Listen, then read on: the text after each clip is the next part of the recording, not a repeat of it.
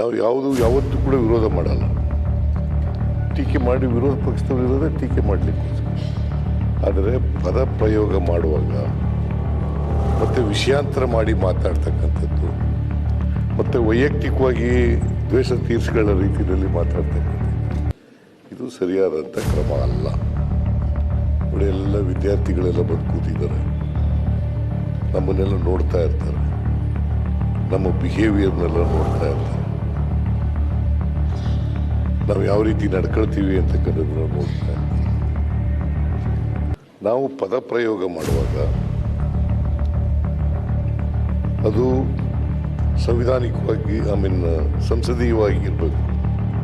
ಪ್ರತಿಯೊಬ್ಬರು ಕೂಡ ಅವರ ಆತ್ಮಾವಲೋಕನವನ್ನು ಮಾಡ್ಕೋಬೇಕು.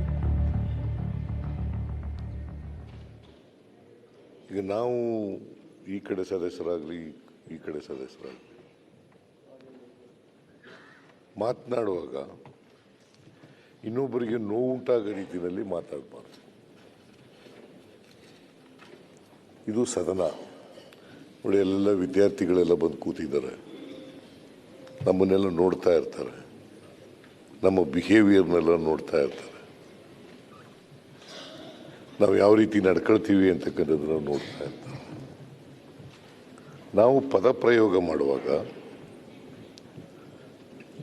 ಅದು ಸಂವಿಧಾನಿಕವಾಗಿ ಸಂಸದೀಯವಾಗಿರಬೇಕು. ನಾನು ಟೀಕೆ ಮಾಡಲಿಕ್ಕೆ ನಾವು ಯಾವತ್ತೂ ಕೂಡ ವಿರೋಧ ಮಾಡಲ್ಲ. ಟೀಕೆ ಮಾಡಿ ವಿರೋಧ ಪಕ್ಷದವರಿರೋದೇ ಟೀಕೆ ಮಾಡಲಿಕ್ಕೋಸ್ಕರ. ಆದರೆ ಪದ ಪ್ರಯೋಗ ಮಾಡುವಾಗ ಮತ್ತು ವಿಷಯಾಂತರ ಮಾಡಿ ಮಾತಾಡ್ತಕ್ಕಂಥದ್ದು ಮತ್ತು ವೈಯಕ್ತಿಕವಾಗಿ ದ್ವೇಷ ತೀರಿಸಿಕೊಳ್ಳೋ ರೀತಿಯಲ್ಲಿ ಮಾತಾಡ್ತಕ್ಕಂಥದ್ದು ಇದು ಸರಿಯಾದಂಥ ಕ್ರಮ ಅಲ್ಲ. ದಯಮಾಡಿ ನಾನು ಎಲ್ರಿಗೂ,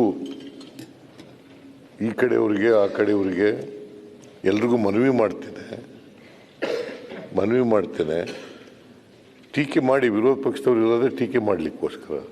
ಆದರೆ ನಿಮ್ಮ ಟೀಕೆ ರಚನಾತ್ಮಕವಾಗಿರಬೇಕು. ರಚನಾತ್ಮಕವಾದಂಥ ಟೀಕೆಗಳು ಮಾಡಿದ್ರೆ ಅದನ್ನು ಸ್ವಾಗತ ಮಾಡೋಣ. ನಾವು ಸರ್ಕಾರ ಇದ್ದೀವಿ, ಸರ್ಕಾರ ನಡೆಸ್ತಾ ಇದ್ದೀವಿ, ನಾವು ಏನು ಹೇಳಬೇಕು ಅದನ್ನು ಹೇಳ್ತೀವಿ, ವಸ್ತುಸ್ಥಿತಿ ಏನಪ್ಪ ಅಂತಕ್ಕಂಥದ್ದನ್ನು ಹೇಳ್ತೀವಿ. ನಾವು ಯಾರು ಬೃಹಸ್ಪತಿಗಳಲ್ಲ.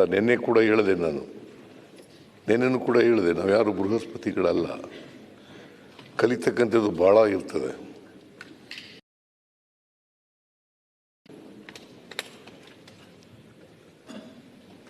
ಕಲಿಯೋಕ್ಕೆ ಅದು ವಯಸ್ಸೇನಿಲ್ಲ, ಅದು ಅಂತಿಮ ಏನಿಲ್ಲ. ಅದಕ್ಕೆ ಯಾವಾಗಲೂ ಕಲಿತಾ ಇರ್ತದೆ. ನಾವೆಲ್ಲ ಈ ಹೊಸ ಸದಸ್ಯರುಗಳೆಲ್ಲ ಬಹಳ ಜನ ಬಂದಿದ್ದಾರೆ. ಹೊಸ ಸದಸ್ಯರುಗಳಿಗೆ ಮಾದರಿಯಾಗಿರ್ಬೇಕು. ಅವತ್ತು ನಾವು ದಾರಿ ತಪ್ಪತಕ್ಕಂಥ ನಡೆದರೆ ಹೊಸ ಸದಸ್ಯರು ಏನು ಮಾಡ್ತಾರೆ ಪಾಪ,